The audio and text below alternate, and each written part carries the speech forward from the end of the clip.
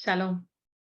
If you've been following the dialogue with Pastor T for a while, you have probably heard us discuss that there are certain subjects that are really just so controversial. But then on the other hand, are there any other subjects that are not controversial under the earth? Every subject that concerns humans is bound to be controversial depending on which side of the tracks you're on. But I think there are certain subjects that have been universally agreed upon that they really do rub people the wrong way. It's a subject, for example, that you can't discuss at your first date or the first time that you are introduced to your in-laws. Subjects you can't talk about.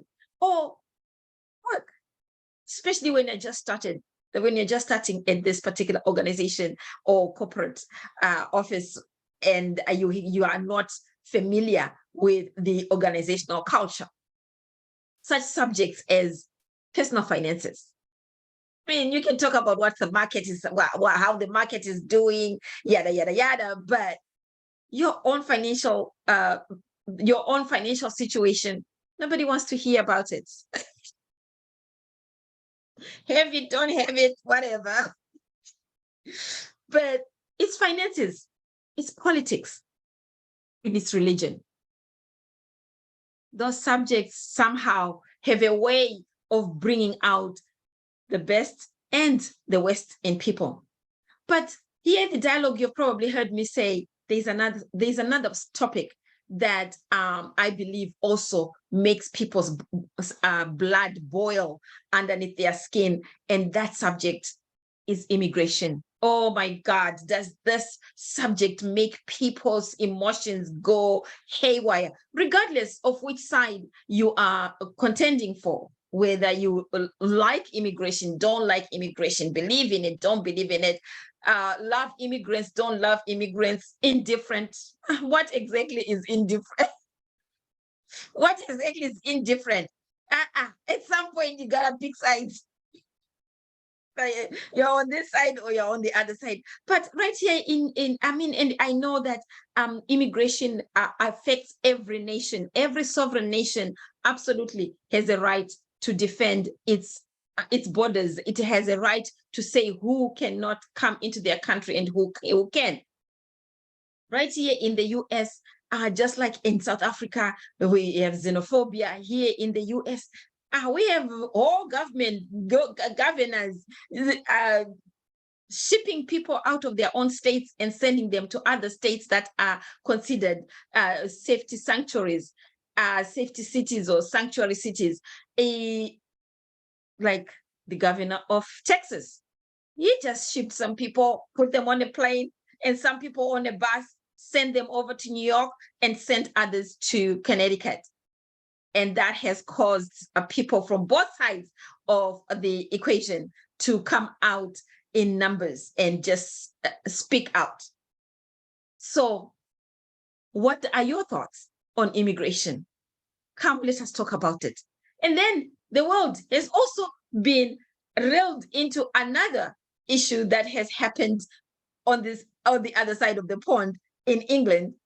The Queen. Yes, Queen Elizabeth passed away. I'm sure by now everybody in the world knows that Queen Elizabeth has died because we are hearing about it. I mean, the news is saying the world is mourning. Is the world mourning? Is it really?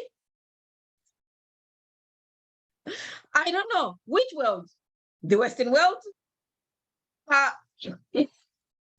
Sub-Sahara? I don't know. Which world are we talking about? What they mean by the world is mourning?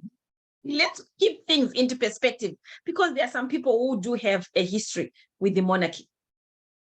There's some people who have a bad history. It's a good history. It's a bad history. I mean, it's bad. It is covered in terror. It is covered in slavery. It is covered in some atrocities that some people just don't want to talk about. They would rather ignore them. But is that the right way to ignore them? To just ignore these things, especially as believers? What does the word of God say? How do we resolve conflict? And there is no other time to talk about resolving conflict than right now. I think this is the right time for us to be talking about conflict resolution when such things happen in our communities. How do you deal with it? We know that this Saturday there's going to be people marching and making their way to go and play and mourn the Queen. But not everybody who is going to be in that crowd is for the Queen or for the monarchy. There are some people who really feel very strongly about the role that was played by the monarch in colonialism. What are your thoughts? What are you thinking? Are you mourning? Or are you one of those people who are indifferent? Let's talk about it right here at the Dialogue with Pastor T tomorrow, Saturday, the 17th at 1 p.m. Eastern Standard Time. God bless you. Thank you. It's going to be fun, but we're going to be learning because every day is an opportunity to learn and to be transformed.